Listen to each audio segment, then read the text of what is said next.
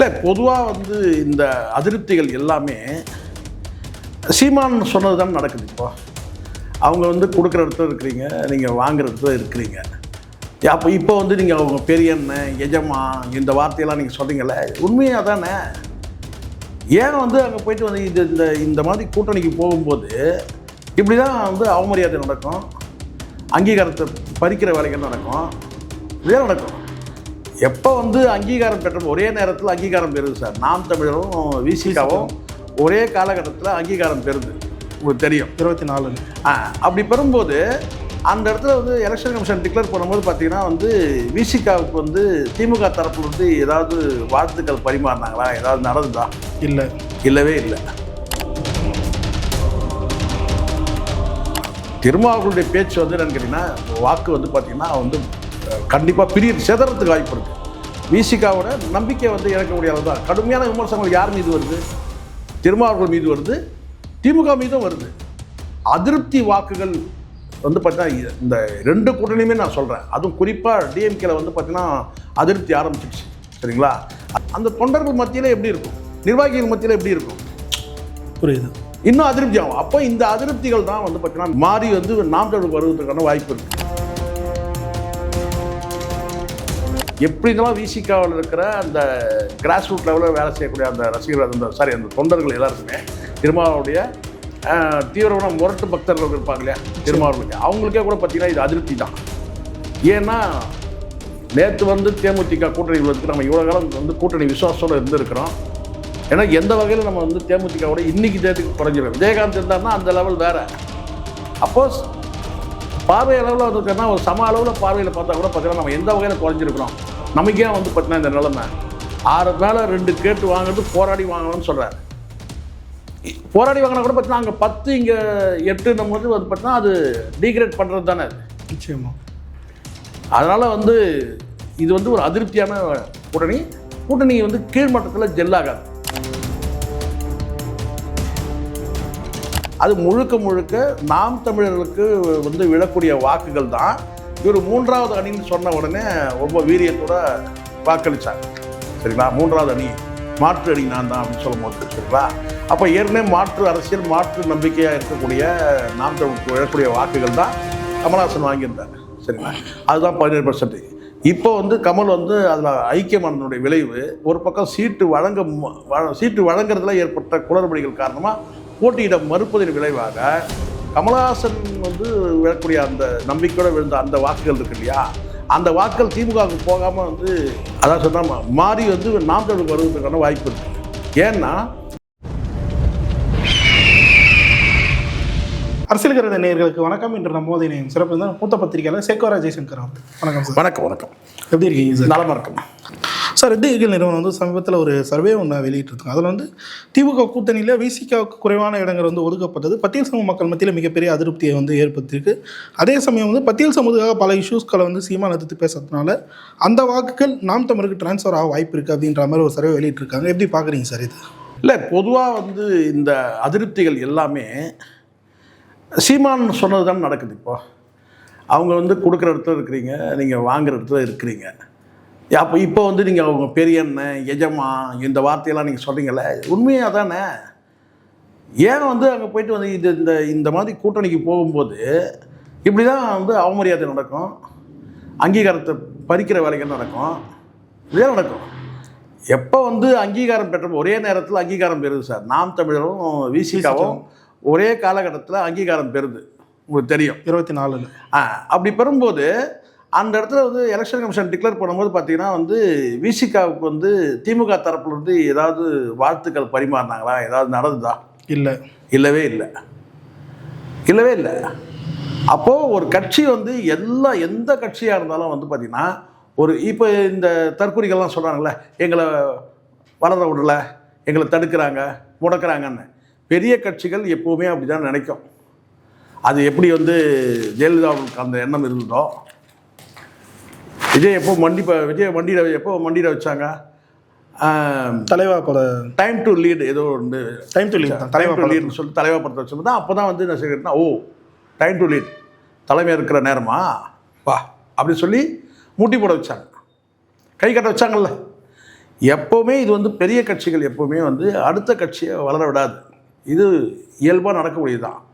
அப்போ என்ன செய்யணும்னா, குறைஞ்சபட்சம் நீங்கள் என்ன செய்யணும்னா வந்து உங்களுடைய வந்து அந்த சுயமரியாதை எப்போல்லாம் பங்கம் ஏற்படுதோ அப்போல்லாம் நீங்கள் குரல் கொடுக்கணும். உங்களுக்கான அரசியல் நீங்கள் விடக்கூடாது. இப்போ வந்து இந்த இடத்துல பாருங்கன்னா இவங்க வந்து கிட்டத்தட்ட ஒரு கிளைக்கழகம் மாதிரி ஆயிட்டாங்க சார். ஏற்கனவே உங்களுக்கு தெரியும் கலைஞருடைய ஃபார்முலாவேன்னு கேட்டினா எல்லா கட்சியிலையும் அவருடைய பிரான்ச் வச்சுருப்பார். இது பேர் தான் விசிகா. ஆனால் அங்கே ஒரு டிஎம்கேக்கு ஒரு பிரான்ச் இருக்கும், அவங்களுடைய ஆதரவாளர்கள் இருப்பாங்க. எந்த நீங்கள் பாட்டாளி மக்கள் கட்சி நீங்கள் எடுத்துங்க, அங்கே டிஎம்கேக்கு ஆதரவாக பேசக்கூடிய ஒரு 4 பேர் இருப்பாங்க. அப்போ இதெல்லாம் வந்து நீங்கள் தான் உங்களுடைய வந்து சுயத்தன்மையை வந்து தனித்தன்மையை வந்து தக்க வச்சுக்கணும். நீங்கள் அப்போ எல்லாத்துக்கும் நீங்கள் பெண்ட் பண்ணி போயிட்டீங்க. கேட்டால் இப்போ சொல்லுவீங்கன்னு கேட்டால் வேங்க வயல் விஷயத்தில் அப்படி இல்லை இப்படி இல்லை அப்படி இல்லைன்னு சொல்கிறேன். நீங்கள் குரல் கொடுக்க வேண்டிய நேரத்தில் நீங்கள் குரல் கொடுக்கலல்ல. சாதாரணமாக நீங்கள் கொடுங்க சார். எதிர்ப்பு அரசியலாம் நீங்கள் பெருசாக வந்து எதிர்ப்பு அரசியல் வந்து நீங்கள் ஆர்ப்பாட்டம் உண்ணாவிரதம் வந்து நீங்கள் ஜெயிலுக்கு போகணும் அதெல்லாம் எதுவும் பண்ணா. திமுக அரசில் வந்து பார்த்தீங்கன்னா இது குறைனா இதை குறை சொல்லி தானே ஆகணும். இந்த திட்டங்கள் இந்த போய் மக்கள்கிட்ட போய் சேரலாங்க. வெறும் எழுத்தளவு தாங்க இருக்குது. இந்த திட்டங்கள் சேரனா அதை பேசி தானே ஆகும். குறிப்பாக 2 விஷயத்தை நீங்கள் பாருங்கள் சார். நீங்கள் வந்து ஆம்ஸ்ட்ராங் அவர்களுடைய மரணத்தை போது கூட பார்த்தீங்கன்னா சராசரியாக மற்ற அரசியல் கட்சி பேசுகிறத பாருங்கள், இவர் பேசுகிறதையும் நீங்கள் பாருங்கள், ஆனால் திரும்ப பேசுகிறதையும் பாருங்கள். அந்த இடத்துல நீங்கள் வந்து ஒரு வார்த்தை பேசலாம்ல. அதனால ஒன்றும் பெரிய வந்து இதுவாகிடும். நம்ம ஆட்கள் யாரும் கலந்துக்க வேணான்னு வேறு சொன்னாங்க. அது ஒன்று அது ஒன்று இருக்குது. அதை தாண்டி இப்போ வந்து பார்த்தீங்கன்னா இந்த துப்புரவு பணியாளர்கள் வந்து உண்ணாவிரதம் பண்ணாங்க, தெரியும் இல்லையா, போராட்டம் பண்ணாங்க. அப்போ நீங்கள் என்ன பேசுனீங்க? இங்கே வந்து இந்த வேலையை செய்யக்கூடாதுன்னு தானே அது உங்களுடைய இலக்காக இருக்கு. நான் இல்லைன்னு சொல்லவே இல்லை. பாராளுமன்றத்தில் உங்களுடைய முதல் பேச்சே வந்து மனிதனுடைய கழிவை மனிதனே அழுவதை வந்து எதிர்த்து தான் நீங்கள் முதலுடைய பாராளுமன்றத்தில் கன்னி பேச்சு திருமாவளவன் வந்து இதுதான், மனிதனுடைய மலத்தை மனிதனே அள்ளக்கூடாது. அதெல்லாம் கரெக்டுங்க. ஆனால் இன்றைக்கி நடக்கிற பிரச்சனை என்னங்க, இன்றைக்கி அவன் வேலை செஞ்சுட்டு அவன் வந்து நிரந்தர பணியாளர் ஆகணும்னு சொல்லும் போது பார்த்தீங்கன்னா இப்போ வந்து உங்கள் அஜெண்டா வந்து வச்சுட்டு நீங்களாம் இந்த வேலையே செய்யக்கூடாது. அப்போ மாற்று வேலை வழி பண்ணணும்ல. அப்போ மாற்று வேலைக்கு போகிற வரைக்கும் இந்த வேலையை அவன் வந்து செய்தால் தானே சார் குடும்பம். அப்போ பட்டினியாக இருந்து செத்து போக முடியுமா? அப்போ இதெல்லாம் வந்து என்னென்னு கேட்டிங்கன்னா, இதே வந்து உங்கள் நிலைப்பாடு எப்படி இருந்திருக்கும் அதிமுக ஆட்சியாக இருந்ததுன்னா?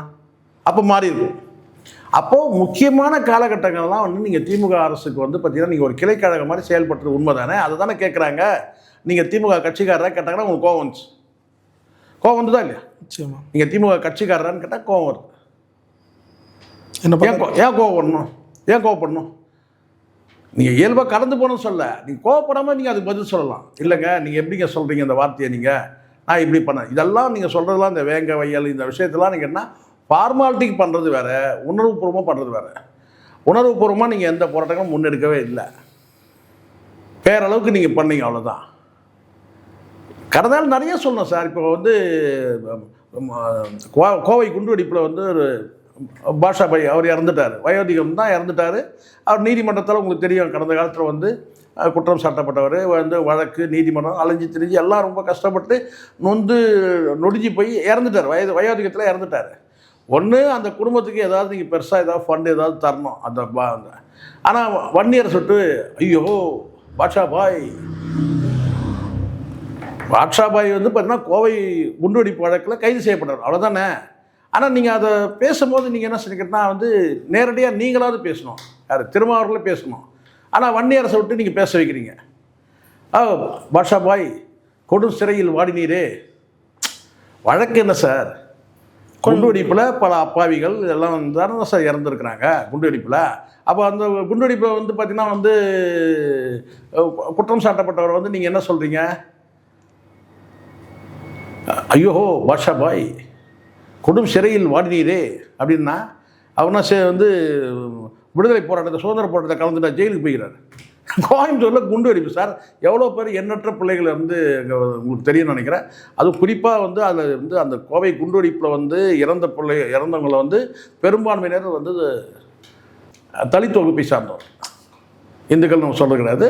யாராக இருந்தாலும் தலித் வகுப்பை சார்ந்தவங்க பெரும்பான்மையாக ஏதாவது ஒரு ஸ்டாண்ட் ஒன்று சார். இந்த கரூர் சம்பவத்தில் 41 பேர் சார், 41 பேர் இறந்துருக்காங்க. கரூர் சம்பவத்தில் எவ்வளோ பேர்? 41 பேர். 41 13 பேர் வந்து பார்த்தீங்கன்னா வந்து பட்டியல் வகுப்பை சார்ந்தவங்க.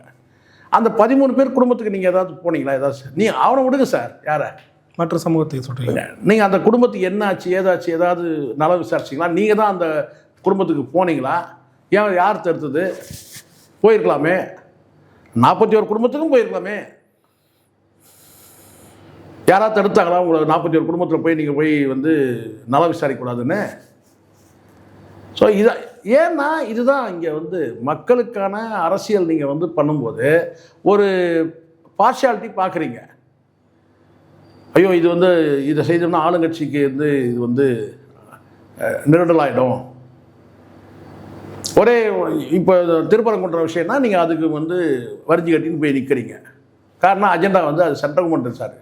அதுக்கு வந்து பார்த்தீங்கன்னா ஆவேசமாக வந்து அறிக்கை வர்றீங்க, மேடையில் போய் முழங்குறீங்க. செய்யக்கூடாதுன்னு நான் சொல்லவே இல்லை. பாரபட்சம் இல்லாமல் நீங்கள் செயல்பட. இப்போ பிரேமலதாக்கு 10 சீட்டு கொடுத்தாங்கன்னா சார், எதுக்காக கொடுத்தாங்க 10 சீட்டு? அந்த அம்மா வந்து பார்த்தீங்கன்னா கூட்டணியில் இல்லை, இந்த பக்கம் பேசுகிறாங்க அந்த பக்கம் பேசுகிறாங்க, இல்லைன்னா நாங்கள் தனித்து போட்டிடுவோன்றாங்க. அப்போ உடனே இவங்க கூட்டணியில் சிறப்பு பேசுகிறாங்க. அப்போ என்ன காரணம்? ஏன் அவங்களுக்கு கொடுத்த முக்கியத்துவம் உங்களுக்கு தரவே இல்லை? ஏன்னா அவங்க மிரட்டுற. அதுதான் நான் சொன்னேன். பராசக்தி படத்தில், பழைய படத்தில் சிவாஜி வந்து எல்லாத்தையும் இழந்துருவார். ரங்கூன்லேருந்து வந்து எல்லாத்தையும் இழந்துருவார் சார். கையில் இருக்க பாக்கெட்டில் இருக்க பணம்லாம் வந்து தாசி வீட்டுக்கு போய் இழந்துருவார். Bit packet அடிச்சிடுவாங்க. அடுத்த சாப்பாட்டுக்கு வந்து இல்லாமல் ரோட்டை நின்றுவார். அப்போ ஒரு திண்ணையில் உட்காந்து ஒரு நஷ்டம் கேட்டால் ஒரு கடைக்கண்ணிலாம் போய் கேட்பார், எனக்கு ஏதாவது பசிக்குது சாப்பிட கொடுங்கன்னு சொல்லி கேட்கும்போது எதுவும் தரமாட்டாங்க, துரத்தி விடுவாங்க. அப்போ வந்து சோகமாக உட்காந்துட்டு இருப்பார். அப்போ திடீர்னு ஒரு பைத்தியக்காரன் வந்து நான் சொல்கிறேன்னா தாய் தூய் போய் ஆய் உயிர் கத்தின்னு பயங்கரமாக எகிரி குச்சின்னு வருவான். அப்படி துள்ளிக்கிட்டு வருவான், பைத்தியம் மாதிரி கத்திக்கிட்டு வருவான். பைத்தியமே இல்லை, பைத்தியமே தான் அவன். அப்போ திடீர்னு ஒருத்தன் வந்து சட்டையை பிடிப்பான். சட்டையை பிடிச்சி எடு கையில் இருந்து காசு எடு எடு எடு எடுன்னு சொன்ன உடனே அவன் பயந்து என்ன செய்வான், பாக்கெட் வந்து அவனை அறியாமல் எடுத்து கொடுத்துருவான். ஆனால் அதே சிவாஜி அதே நபர்கிட்ட போய் வந்து பசிக்குதுன்னு கேட்கும்போது கொடுக்க மாட்டான். அதுக்கப்புறம் சிவாஜி நெசவர் அதே ரூட் எடுப்பார். அந்த படத்தில் பார்த்தீங்கன்னா தெரியும். எதுக்கு சொல்கிறேன்னா இதுதான் தத்துவம். இது என்னன்னா நீங்கள் மென்மையாக போனீங்கன்னா சில நேரங்களில் சில உங்களுடைய அந்த எதிர்ப்பு நீங்கள் காட்டியிருக்கணும். அவங்க எதிர்ப்பை பதிவு பண்ணாங்க. இப்போ கமலஹாசன் ஏதாவது பண்ணாரா? இல்லை. வேங்கவேலுக்கு ஏதாவது பண்ணாரா? நாங்குநேரிக்கு ஏதாவது பண்ணாரா? அது மைக்கில் 2 வார்த்தை, அந்த 2 வார்த்தையும் உங்களுக்கு புரியறதுக்கு நீங்கள் வந்து உலகத்தில் இருக்க அத்தனை டிக்ஷனரியும் புரட்டணும். அப்படி தானே இருந்தது கமலஹாசன் பேச்சு. அப்போ இதுதான் இந்த கட்சிகள் எல்லாமே ஒரு கட்டத்தில் வந்து நீங்கள் வேல்முருகனோட சொல்ல முடியும். சட்டசபையில் போய் கேள்வி கேட்டாருங்க, 4 கேள்வி கேட்டாருங்க, எதிர்ப்பு அரசியல் பதிவு பண்ணாருங்கன்னு சொல்லிட்டு. ஆனால் அவருக்கும் ஒன்றும் கிடையாது, நீங்கள் ஆதரவாக பண்ண உங்களுக்கும் வந்து எதுவும் கிடையாது. அது காரணம் என்னென்னா நீங்கள் வந்து உங்களுடைய பவர் எங்கே நீங்கள் வந்து பார்த்தீங்கன்னா உங்கள் பவரை காட்டணுமோ அங்கே பவர் காட்டல. நீங்கள் வந்து பார்த்தீங்கன்னா ஏதோ திமுக ஒரு கிளைக்கழகம் மாதிரி நீங்கள் செயல்பட்டீங்க. உண்மை அது. அதனால் இன்றைக்கி வந்து உங்களுக்கு அந்த கட்சியில் வந்து மரியாதை இல்லை, மதிப்பு இல்லை. நீங்கள் வந்து மாவட்டந்தோறும் ஒரு மாவட்டந்தோறுமாக நீங்கள் வந்து பார்த்தீங்கன்னா வந்து திமுக இன்னொரு பிரான்ச் மாதிரி தான் உங்களுடைய செயல்பாடுகள்லாம் இருந்து. உண்மை தானே, இது மறுக்கலாம் முடியாது இல்லை. அப்போ உங்களுக்குன்னு தனித்துவத்தை இழந்துட்டீங்க. அதனால தான் இப்போ நாம் தமிழர் வந்து பார்த்தீங்கன்னா இன்றைக்கி அவங்க சொன்னதான் நடக்குது. குறிப்பாக சார் அந்த ரெட்டிகில்ன்ற சொல்லக்கூடிய அந்த நிறுவனத்தை கருத்து கணிப்புலையும் இந்த விஷயம் ரிஃப்ளெக்ட் ஆகுது. நீங்கள் சொல்லக்கூடிய விஷயம் பட்டியல் சமூக வாக்குகள் திருமாவளவன் அவர்கள் மீது வைத்திருந்த அந்த நன்மதிப்பு இப்போ குறைஞ்சிருக்கு அப்படின்ற மாதிரியும் அதிருப்தியின் காரணமாக தான் நாம் தமிழர் பக்கம் வராங்கன்றதும் சொல்லியிருக்காங்க. இப்போ கண்டிப்பாக இப்போது ஏற்கனவே ஒரு பேச்சு இருக்குது. இப்போ நேற்று தினம் கூட ஒரு கேள்வி கேட்குறாங்க, பட்டியல் வகுப்பை சார்ந்த வாக்குகள் வந்து விஜய் பக்கம் போயிடுமா அப்படின்னு சொல்கிறேன். எல்லா மட்டத்தையும் ரசிகர்கள் இருக்கிறாங்க. எங்கள் பட்டியல் வகுப்பை சார்ந்தவங்க தான் இருக்காங்க கிடையாது, எல்லா சமுதாயத்தை சார்ந்தவங்களும் இருக்கிறாங்க அப்படி சொல்கிறேன். ஆனால் இங்கே தான் கவனிக்கணும், 41 பேர் இறக்கும்போது அந்த இடத்துல பட்டியல் வகுப்பை சார்ந்தவங்க 13 பேர் இருக்கிறாங்க. மற்ற சமூகத்தை சார்ந்தவங்க வந்து பிரிஞ்சு இருப்பாங்க, மீதி இருக்கிற பேர். அப்போ அந்த 13 தவிர்த்துட்டிங்கன்னா மீதி இருக்கிற ஒரு 38 பேர் வந்து பார்த்தீங்கன்னா அங்கே 8 பேர் ஒரு 3 சமூகம் இருக்கலாம், 4 சமூகம் இருக்கலாம். அப்போ அங்கே சிங்கிள் மெஜாரிட்டி யார்? இதுதான் கணக்கு, இதுதான் கணக்கு. அப்போது விஜய்கிட்ட இருக்கிற அந்த லம்சமான அந்த வாக்கு சதவீதம் அது எவ்வளோன்னு தெரியாது. அந்த சதவீதத்தில் பெரும்பான்மை யார் இருப்பாங்கன்னு கேட்டால் பட்டியல் சமூகத்தை சார்ந்தவங்க இருப்பாங்கன்றது. அப்போ இந்த வாக்குகளை யார் இது வரைக்கும் பெற்றாங்க? இல்லைங்க நாங்கள் பெறல அப்படி சொல்ல முடியுமா? சொல்லுவாரா? வாய்ப்பு இல்லை, வாய்ப்பு இல்லை. அப்போது இந்த இடத்துல வந்து கேட்குற கேள்விக்கு வந்து பார்த்திங்கன்னா நேரடியாக நேர்மையாக பதில் சொல்ல அவர் விரும்பலை. என்னை பொறுத்த வரைக்கும் நான் என்னுடைய பார்வைக்கு தான் இந்த முறை வந்து விடுதலை சிறுத்தைகள் வந்து பார்த்திங்கன்னா அவங்களுடைய வாக்கு சதவீதம் வந்து பார்த்திங்கன்னா இன்னும் வந்து இந்த தொகுதி பங்குதி விஷயத்தில் நடக்கக்கூடிய அந்த கலைபரங்கள் இருக்குல்ல, இந்த இதை வந்து பூசி முழுங்கலாம். என்னென்னு கேட்டால் 8 கொடுத்துட்டாங்க, 8 ஓம், இது 8 ஓம்ன்றதுலாம் இதெல்லாம் வந்து அது ரஜினிகாந்த் என்றைக்கோ பாடிட்டார். இது 8 பிரிச்சிங்க அப்படின்னு சொல்லி சொன்னார். அவர் சொன்னபடி பார்த்தீங்கன்னா இப்போ ரஜினிகாந்த் எல்லா 8ஐயும் முடிச்சிட்டார். சொல்லி இன்னும் 4 8 முடிச்சிட்டாரு. இது 8 முடிச்சுட்டு அவர் வந்து பார்த்தீங்கன்னா அதுக்கப்புறம் முடிச்சிட்ட பிறகு இன்னொரு 2 3 எக்ஸ்ட்ராவே 8 முடிச்சிட்டாரு. ஸோ இதெல்லாம் வந்து திருமாவர்களுடைய பேச்சு வந்து என்னென்னு கேட்டிங்கன்னா இந்த வாக்கு வந்து பார்த்திங்கன்னா வந்து கண்டிப்பாக சிதறத்துக்கு வாய்ப்பு இருக்குது. விசிகாவோட நம்பிக்கை வந்து இழக்க முடியாத தான். கடுமையான விமர்சனங்கள் யார் மீது வருது? திருமாவர்கள் மீது வருது, திமுக மீதும் வருது. எடுத்து பாருங்கள். ஆனால் இல்லைன்னு நினைக்கிறேன், சொல்லலாம். அதுக்காக தான் இந்த அறிக்கையை விட்டு கூட சமாதானப்படுத்துகிற முயற்சி சரண். இது என்னென்னா நம்ம வந்து நம்மளை வந்து உற்சாகம் பண்ணலை, ஊக்கமுட்டலை, வளரக்கூடாதுன்னு நினைக்கிறாங்க. யார் நினைக்கிறாங்க? வளரக்கூடாதுன்னு நினைக்கிறவங்க யார் நினைப்பாங்க? திமுக. அப்போ நேரடியாக சொல்லலை. அப்போ இந்த பேச்சுக்கள்லாம் மக்கள் மத்தியில் போய் இப்போ திமுக கூட்டணியே வந்து பார்த்தீங்கன்னா ஒரு ஜெல்லாகாத, அதாவது நான் கேட்டால் ஒரு பிணைப்போடு இல்லாமல் இது வெறும் கைகளை மட்டுமே வந்து பற்றி கொண்டு தவிர இதே வந்து ஒன்றா சேரலை. ஒரு ஆத்மார்த்தமான ஒரு கூட்டணியாக இது உருவாகலை. இந்த சலசலப்பு தேர்தல் வரைக்கும் அப்படியே போச்சுன்னா இது திமுகவுக்கு பின்னடைவு. இப்போ இந்த இடத்துல நீங்கள் கேட்குறதுன்னா இந்த வாக்குகள், இந்த எதிர்ப்பு வாக்குகள், இந்த கூட்டணி வந்து சரியாக அமையாதனால இந்த கூட்டணியில் வந்து பார்த்தீங்கன்னா இந்த தொண்டர்கள் அல்லாத மக்கள் ஆதரவுன்னு ஒன்று இருக்கு இல்லையா? பொதுத்தலைவர் கட்சியில் தொண்டர்கள் வேறு, ஆதரவாளர்கள் வேறு, சப்போர்ட்டர்ஸ் வேறு, சரிங்களா? அதோட வந்து காமரேட், அதாவது கேட்டால் அந்த தொண்டர்கள் வேறு, அந்த கட்சியில் இணைந்து செயல்படக்கூடிய அந்த கேடர்கள் வேறு, சரிங்களா? ஆனால் கேடர்கள் அல்லாமல் வந்து பார்த்திங்கன்னா வந்து சப்போர்ட்டர்ஸ் இருப்பாங்க வெளியில். அதுதான் பெரிய கூட்டம். அந்த சப்போர்ட்டர்ஸ் வந்து பார்த்திங்கன்னா வந்து கண்டிப்பாக வந்து இந்த முறை வந்து நீங்கள் என்ன தான் வந்து சமாதானங்கள் சொன்னாலும் இந்த கூட்டணி வந்து பார்த்திங்கன்னா அந்த எண்ணிக்கைக்கு வந்து சீட்டு எண்ணிக்கை குறைச்சி கொடுத்ததுக்கு நீங்கள் 1000 சமாதானம் சொன்னால் கூட பார்த்திங்கன்னா அறிவுள்ள மக்கள் யோசிப்பாங்க. ஆதரவளிக்கக்கூடிய தொண்டர்களுக்கு வேணால் மூளை முழுங்கடிக்கப்பட்டிருக்கலாம். அவங்க வந்து கட்சி தலைவர் என்ன சொல்கிறாரோ, எங்கள் அண்ணன் என்ன சொல்கிறாரோ அதுதான் சொல்லிட்டு. ஆனால் அறிவார்ந்த அந்த சப்போர்ட்டர்ஸ் ஆதரவாக இருக்கிறாங்கல்ல, அவங்க கண்டிப்பாக யோசிப்பாங்க. அப்போ இது எதுக்காக இவங்களுக்கு வந்து இந்த அது தலித் சமூகத்தை சார்ந்தவங்க கூட இருக்கட்டும், அவங்க வந்து பார்த்தீங்கன்னா எதுக்காக வாக்களிக்கணும், மீண்டும் எதுக்காக வாக்களிக்கணும்? இப்போ என்ன கூடுதல் 2 சீட்டு, இதை தாண்டி இன்னும் கொஞ்சம் இன்னும் அதில் நடக்கக்கூடிய கூத்தெல்லாம் பாருங்கள். இந்த 8 பேரில் வந்து ஏற்கனவே நின்னவங்களுக்கே மீண்டும் சீட்டு கொடுத்தாங்கன்னு வச்சுங்க. அப்போ இன்னும் வந்து அந்த கட்சியில் தொண்டர்கள் மத்தியிலையும் வந்து வந்து ஒரு அதிருப்தி ஏற்படும். ஏன்னா எப்படி இப்போ மீண்டும் எஸ்எஸ் பாலாஜியை கொடுக்குறாருன்னு வச்சுங்க. இது குற்றச்சாட்டு அவர் மீது வந்து பார்த்தீங்கன்னா வந்து விமானம் அந்த ஹெலிகாப்டர் இதில் வந்து பார்த்தீங்கன்னா பணம் கட்ட சொல்லி வந்து சபாநாயகர் வரைக்கும் புகார் கொடுத்து, அப்போ மீண்டும் அந்த சீட்டு கொடுத்தாங்க, எஸ்எஸ் பாலாஜி கொடுத்தாங்கன்னா அப்போ அங்கே அந்த தொண்டர்கள் மத்தியில் எப்படி இருக்கும், நிர்வாகிகள் மத்தியில் எப்படி இருக்கும்? புரியுது. இன்னும் அதிருப்தி ஆகும். அப்போ இந்த அதிருப்திகள் தான் வந்து பார்த்தீங்கன்னா நாம் போய் எனக்கு அதனால தான் நான் சொல்கிறேன், இந்த முறை வந்து அதிருப்தி வாக்குகள் வந்து பார்த்தீங்கன்னா இந்த 2 கூட்டணியுமே நான் சொல்கிறேன். அதுவும் குறிப்பாக டிஎம்கேல வந்து பார்த்தீங்கன்னா அதிருப்தி ஆரம்பிச்சிடுச்சு, சரிங்களா?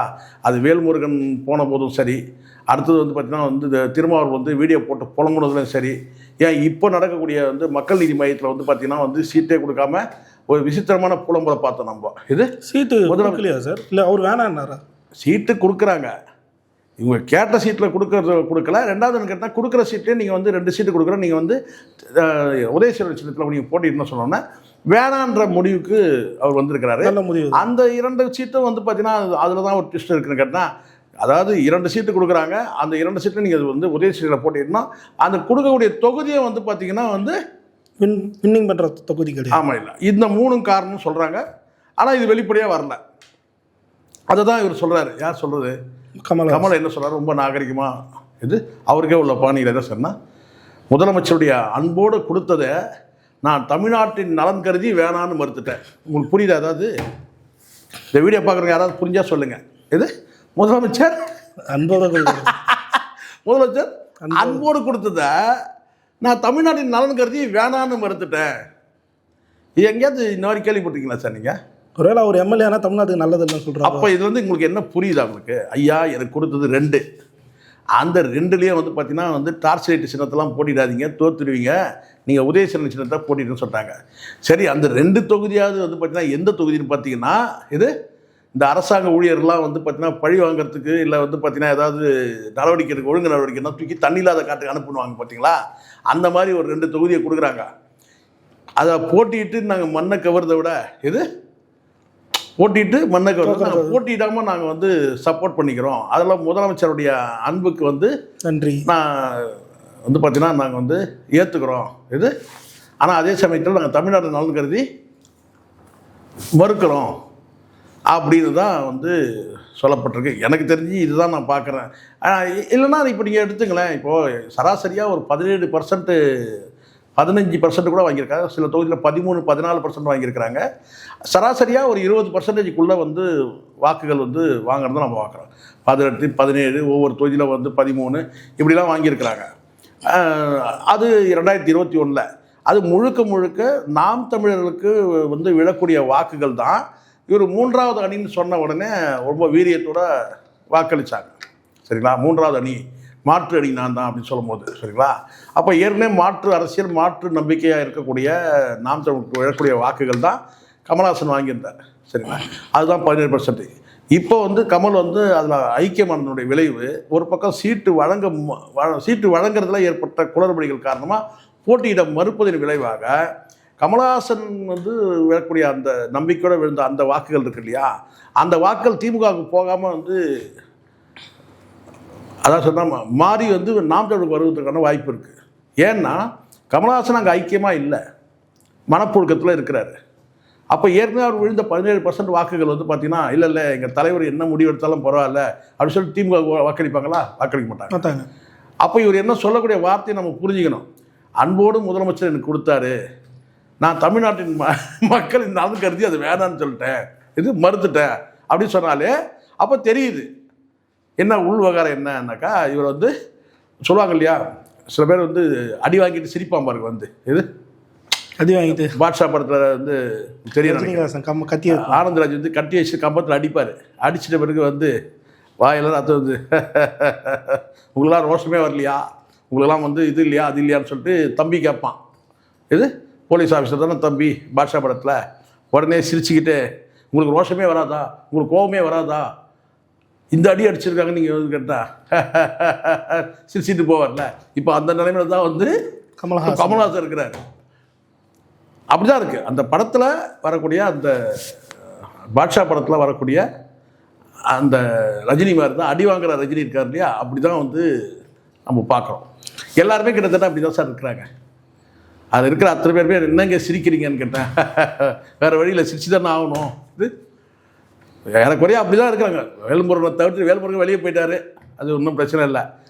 திரும்பவும் சரி, கம்யூனிஸ்ட்டுக்கும் சரி, கம்யூனிஸ்ட்டுக்கு ஒரு சீட்டு குறைச்சிட்டாங்க. இது அந்த வகையில் திருப்தி பண்ணுறாங்க. ரைட்டு, பார்த்தீங்களா? அங்கே பாருங்கள், இது இந்த பக்கத்தில் இருக்க இந்த இலையை பார்க்காதீங்க. இந்த இலையை தேமுதிக இலையில் வந்து பார்த்தீங்கன்னா வந்து எத்தனை ஐட்டம் இருக்குதுன்னா 10 ஐட்டம் இருக்குதுன்னா அதை பார்க்காதீங்க. இது அங்கே பாருங்கள், கம்யூனிஸ்ட் தானே நீங்கள்? இல்லை சார், அந்த இலையை பாருங்கள், அங்கே ஒரு சீட்டு கம்மியாக இருக்குது சார். உங்களுக்கு பாருங்கள் 8 ஐட்டம் இருக்குது, அங்கே 10 ஐட்டத்தை பார்க்குறீங்க.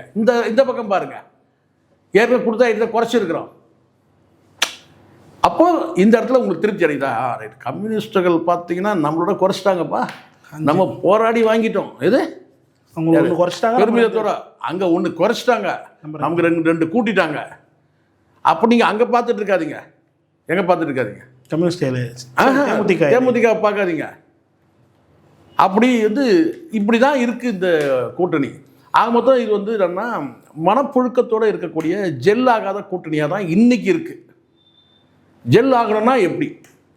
எல்லாரும் வந்து உதட்டளவு சிரிச்சுக்கிட்டு இருக்கிறாங்க, கம்யூனிஸ்டுகளும் உள்ளுக்குள்ளே புழுக்கத்தில் இருக்கிறாங்க. அப்போ இங்கே என்ன கோளாறுன்னா, காங்கிரஸை உள்ளே இருக்கும்போது வந்து பார்த்தீங்கன்னா ஒரு 10 சீட்டை குறைச்சிருக்கணும். இருந்தால் இருங்க, போனால் போங்க, 27லாம் கொடுங்க, 28லாம் கொடுக்க முடியாது. இது 28லாம் கொடுக்க முடியாது. போனதை ஜெயிச்சாரு. ஆமாம், 15 சீட்டு கொடுக்குறோம் போங்க, இருந்தால் இருங்க, இல்லை போனால் போங்கன்னு தொட்டி விட்டாங்கன்னா அப்போ கரெக்டாக இருந்திருக்கும். அப்போ இவங்க எல்லாரையும் ஃபுல்ஃபில் பண்ணியிருக்கலாம்.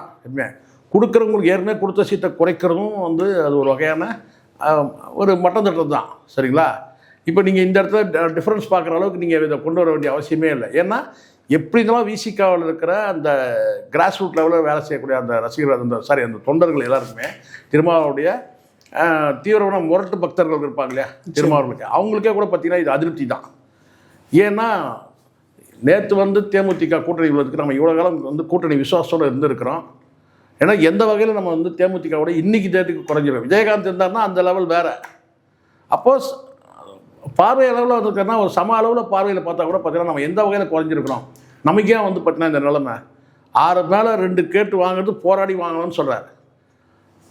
போராடி வாங்கினா கூட பார்த்தீங்கன்னா அங்கே 10 இங்கே 8 நம்ம வந்து பார்த்தீங்கன்னா அது டீக்ரேட் பண்ணுறது தானே அது. நிச்சயமாக. அதனால் வந்து இது வந்து ஒரு அதிருப்தியான கூட்டணி வந்து கீழ்மட்டத்தில் ஜெல்லாகாது. இறுதியாக ஒரே ஒரு கேள்வி தான் சார். மேல்மட்டத்தில் கூட பார்த்தீங்கன்னா முதலமைச்சராக இருக்கட்டும், கூட்டணிக்கு தலைமையில் இருக்கிற முதலமைச்சராக இருக்கட்டும், மற்ற அரசியல் கட்சி தலைவர்லாம் வந்து ஒரு இணக்கமாக வந்து வருவதற்கான வாய்ப்பு இல்லை. 1000 வந்து கம்பி கட்டுற கதையெல்லாம் அண்ணன் திரும்ப சொல்லுவார். நிச்சயமாக, கண்டிப்பாக, அது ஒன்றும் சந்தேகமானா இது கம்பி கட்டுற கதை தான் சொல்லுவார். ஆனால் மக்கள் மாறிக்கிட்டே இருக்காங்கல்ல, அறிவார்ந்த மக்கள் ஆகிட்டு இருக்காங்களே. பட்டியல் வகுப்பு சார்ந்த மக்கள்லாம் வந்து காலகாலமாக நீங்கள் வந்து இதே கதையை சொல்லிட்டு இருப்பீங்களா? நீங்கள் அறிவார்ந்த மக்கள் யோசிப்பாங்கள்ல, இது என்னங்க, இது என்ன மாதிரியான அரசியல் இது அப்படின்னு யோசிப்பாங்கள்ல. அதெல்லாம் கண்டிப்பாக வந்து இது வந்து திமுக கூட்டணிக்கு இது பின்னடைவு. அதே சமயம் அப்படியே நீங்கள் ஆப்போசிட்டில் போய் பார்த்தீங்கன்னா அங்கே வேறு லெவலில் ஓடிட்டு இருக்குது. டிடிவிக்கு 11 சீட்டு, அவரே நம்மளை இது டிடிவியே 11 கேண்டிடேட் இப்போ அவர் தேடணும். எவ்வளோ சிக்கல் பார்த்தீங்களா அவருக்கு, எப்படி சிக்கல் கொடுக்குறாரு பாருங்க. அதில் இது 11 கேண்டிடேட் அவர் தேடணும். ஆனால் ஒரு ராஜதந்திரம் இருக்குது. ஏன்னு கேட்டிங்கன்னா அந்த 11 பேரை வந்து பார்த்திங்கன்னா அதிமுக சார்ந்தவங்க தான் அவர் தேர்வு செய்ய முடியும். எப்படி பார்த்தா பழைய அண்ணாதி, அதாவது கேட்டால் இன்றைக்கி வந்து அமமுக, அவர் ஏற்கனவே அதிமுகவில் இருந்திருப்பார். அப்படிப்பட்ட நபரில் தான் வந்து ஒருவேளை தோற்றே போனாலும் கூட, சீட்டே வரலனாலும் கூட அந்த பர்டிகுலர் நபர் வந்து பார்த்திங்கன்னா வந்து விலகி வந்து ஏடிஎம்களை கூட சேரலாம். ஆனால் அந்த 11 கொடுக்கறதுன்றது வந்து பார்த்திங்கன்னா வந்து அந்த தொண்டர்கள் வந்து ஐக்கியமாக வேலை செய்யறதுக்கான வசதி இருக்குன்றது தான் அந்த 11 சீட்டு. அது பெரிய விஷயம். இது தாண்டி மற்ற கட்சிகளுக்கும் நிறைவாக கொடுத்துருக்கிறாருன்னு ஒரு தகவல் இருக்குது. இப்போ ஃபார்வர்டில் யார் இருக்கிறாங்க? நேற்று வரைக்கும் ராஜதந்திரி, சாணக்கியர் அப்படின்னு பார்க்கப்பட்ட மு.க. ஸ்டாலின் வந்து இன்றைக்கி வந்து பார்த்தீங்கன்னா எடப்பாடி வந்து ஏறுமுகத்தில் இருக்காருங்க. தொகுதியெலாம் சூப்பராக பிரிச்சுட்டாங்க, பிஜேபிக்கே 27 சீட் தாங்க கொடுத்தாரு அப்படின்னு பேசுகிற கூடிய சூழல் வந்திருக்கு. இதுக்கு யார் காரணம்? திமுக தலைமை வந்து இந்த சீட்டுகள் பிரிக்கிறதுல அந்த ஏற்பட்ட அந்த குளறுபடி தான் காரணம். அதுக்கு வந்து காரணம், அடிப்படையில் காரணம் காங்கிரஸோட நடத்தின அந்த என்ன சொல்கிற அந்த அந்த இழுபறி, இந்த தள்ளுமுள் இருக்கு இல்லையா, அதுதான். ஒரு தினமாக முடிவு எடுத்து காங்கிரஸை காட்டி விட்டுருந்தாங்கன்னா இன்றைக்கி இந்த நிலைமையில் அரசியல் காலம் வேறு மாதிரி இருக்கும். அவங்க என்ன நினச்சாங்கன்னா, ஐயோ விஜய்கிட்ட போயிட்டாங்கன்னா விஜய்க்கு வந்து ப்ளஸ் ஆகிடும் அப்படின்னு நினச்சாங்க. அதை பற்றி யோசிச்சு திமுக விட்டு முதல்ல வெளியே அனுப்போம், அவன் எங்கே போய் சேர்ந்துக்கிட்டோம்.